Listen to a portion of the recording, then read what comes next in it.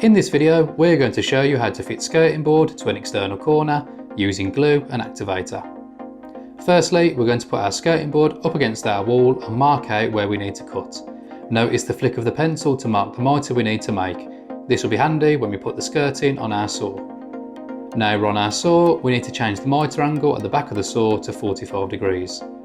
Check the blade up against your pencil mark, making sure you cut the mitre the right way around, and once you're happy, cut your skirting board.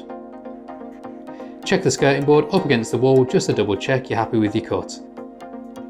We're going to use the exact same method for the other side of the wall, but we're going to flip the 45-degree mitre angle to the opposite side, otherwise we'd have the same cut that wouldn't line up correctly. Now we've mitered both skirting boards, double check the joint to see if you're happy. We don't want to glue them together without checking them. Once you're happy, apply the glue to one of your joints and spray the activator on the other. Carefully line the skirting board together. Using the profile section is a good way of seeing if you're lining it up correctly. Once you've got it, press the boards together.